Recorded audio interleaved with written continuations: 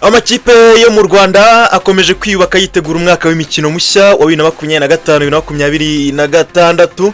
Amakipe rero arimo nka APR FC, amakipe nka Rayon Sports agomba gusohokera u Rwanda mu marushanwa nyafurika, ubwo no kuvuga Champions League igomba kujyamo equipe ya APR FC ndetse na CAF Confederation Cup igomba gukinwa n'ikipe ya Rayon Sports. Akomeje kwiyubaka rero ashaka abakinnyi, ariko ntago wakirengagiza amakipe nka Police Football Club nayo yamaze kugera ku isoko ry'abakinnyi ndetse n'abatoza. Ahangaha rero aka kanya tugiye kugaruka kuri bimwe biri kuvugwa ku isoko ry'igura n'igurishwa ry'abakinnyi ndetse n'abakinnyi bari guhindagura amakipe hano mu gihugu cy'u Rwanda muri shampiyona yo mu Rwanda kuri iyi tariki ya 22 y'ukwezi kwa gatandatu umwaka wa 2025. Icyo usabwa no gukora subscribe kuri AZ Kigali, ibindi byo bijyanye n'amakuru uzajya bikugeraho buri gatanu kuri gatanu. Duhereye muri Rayon Sports, ikaba yagize gutya iravuga ati reka tube twigije inyuma igihe cyo gutangira imyitozo. Mu ikipe ya Rayon Sports rero ubundi gahunda yari ivuga yuko bagomba gutangira imyitozo kuri uyu wa mbere ku itariki ya 23, ubwo no kuvuga kuri uyu wa mbere w'ejo mu gitondo nibwo ikipe ya Rayon Sports yafite gahunda yo gutangira imyitozo. Ikaba rero iyo gahunda yayiteye ishoti, iyigize inyuma niburaho icyumweru kimwe kugira ngo umutoza abanze ahagere. Amakuru rero aravuga ko byaturutse ku kuba umutoza umaze iminsi mike hawe akazi mu ikipe ya Rayon Sports wo bita Rotif wagombaga kugera nibura i Kigali kuri uyu wa gatanu washize, ubango ku wa gatanu ushize. Bikaba rero byararangiye atahageze kuko urugendo rwe yarwimuriye ku itariki nibura 28 z'uku kwezi kwa gatandatu 2025. Ibyo rero bikaba ariyo mpamvu ya mbere nyamukuru yatumye itangirwa ry'imyitozo rya Rayon Sports ryabaye risubitsweho gatoya kugira ngo umutoza abanze ahagere, kuko ntabwo ikipe yatangira imyitozo umutoza atarahagera. Tukiri mu ikipe ya Rayon Sports kandi umutoza mushyashya yasabye yuko rwose uyu mugabo bita Serumogo yaba yakongererwa amasezerano, nkuko rero ibinyamakuru byinshi bigiye bitandukanye byabivuze ndetse n'ibyandika bikabyandika. Biravuza ko umutoza wa Rayon Sports bita Afahami Latifu yasabye ko aho kugira ngo iyi kipe itange miliyoni 20 kuri Aubedi uw'umukiza ugifite amasezerano y'umwaka muri Mukura, ahubwo yafata uyu nguyu Serumogo akaba ari wo bongerera amasezerano. Yasabye kandi ko hagurwa na Ndayishimiye Diodoni uwo bita bakunda kwita Nzotanga Fisi. Abo bakinnyi babiri rero ubwo no kuvuga Serumogo ari ndetse na Nzotanga akaba ari abakinnyi uyu Rotifu yifuza mu ikipe ya FC Rayon Sports.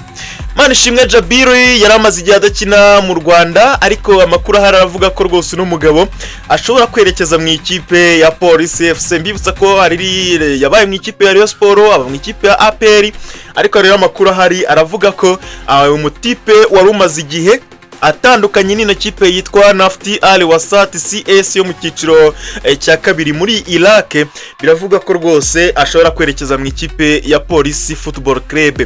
Bivuga ko uyu mukinnyi ari mu bo umutoza uyu mwarabu Moussa azubakiraho ikipe namara kwemezwa nk'umutoza mushya mu cyumweru gitaha. Djabel rero yabaye kapiteni wa APR FC ubwo ikipe yatozwaga n'uyu Moussa wayigaraga igihe ayisigarana nyuma yuko uwitwa Elad Adil Mohamed agenda muri 2022. Uyu nguyu rero Djabel yari kapiteni wa APR FC mu gihe cya Adil Mohamed ndetse na Moussa igihe yisigaranaga muri uno mwaka. Akaba rero yifuza ko bakongera gukorana. Abandi bakinnyi rero bashobora kwerekeza muri ikipe harimo Kwitonda Lebaka uwo bita bakunda kwita Baka na ndetse na Ndayishimiye Diodoni Nzotanga. Bikaba bivuga ko ikipe ya Polisi nayo rwose mushaka, ubwo n'ubuhangu n'umutipe rero agiye kugendwaho cyangwa se ari gushakwa n'amakipe abiri atandukanye harimo Rayon Sports ndetse na Polisi. Ubwo bizaba guhitamo ko umukinnyi azahitamo niba ajya muri Polisi cyangwa se niba ajya muri Rayon Sports. Uyu nguyu bamwita umunyezamu Ebini akaba yamaze kwerekeza mu ikipe ya Rutsiro Football Club. Umunyezamu bamwita Nzana Ebeni Ineas akaba yakiniraga ikipe ya Muhazi United, abantu baramuzi. Akaba rero yamaze kumvikana na Rutsiro kuzayikinira nibura mu gihe cy'imyaka 2. Uyu mutipe rero akaba agiye kuva mu gice cy'uburasirazuba yerekeze mu gice cy'uburengerazuba, aho agomba gukinira ikipe ya Rutsiro Football Club. Rayon Sports mu biganiro na Rutahizamu w'umunya-Uganda. Rayon Sports ishaka kwiyubaka uko ishoboye kose kugira ngo irebe ko yazongera igasubira mu matsinda ya Confederation Cup. Ikipe rero ya Rayon Sports iravugwa ko iri mu biganiro na Rutahizamu, bamwita Ahimbisibwe. Uyu mutipe rero akaba yaratsinze ibitego nibura 16 aho yakiniraga ikipe ya URA Football Club. Ibi bitego akaba yarabitsinze nibura mu mwaka w'imikino wa shampiyona gusa.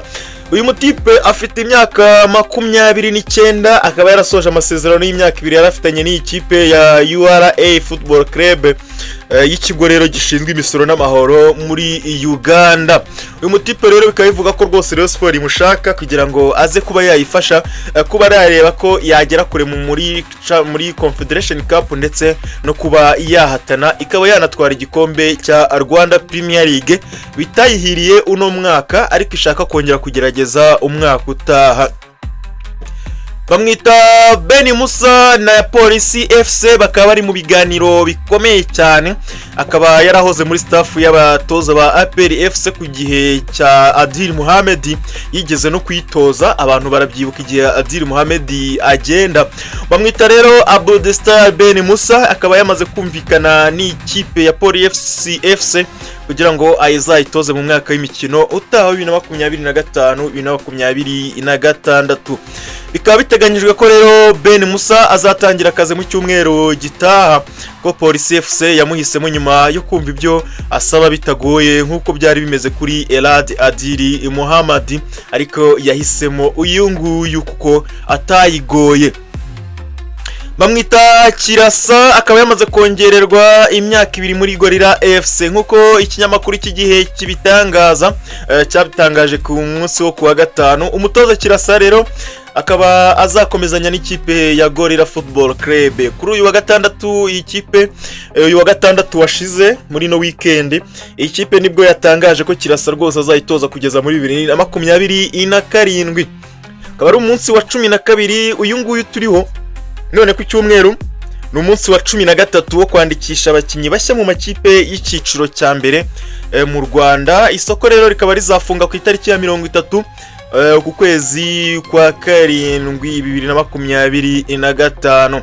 Amakipe atandukanye akomeje kurambagiza abakinnyi, bamwe barasinye abandi ntibaremezwa, ibiganiro ho birakomeje ndetse n'abatoza bamaze gutangazwa bamwe na bamwe. nka Rayon Sports yabonye umutoza mushyashya, Polisi FC urumva nayo birimo, amakipe nka Gorilla ari kongerera amasezerano abakinnyi, ikipe ya APR FC iri gushaka abakinnyi, Rayon Sports nuko.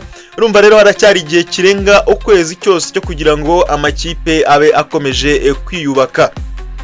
Ibi rero ni bimwe mu byagendaga ku mbuga nkoranyambaga mu makipe avugwa ku isoko ry'abakinnyi. Icyo usabwa wowe ni ugukora subscribe kuri AZ Kigali, amakuru yo ni inshingano zacu kuyakugezaho.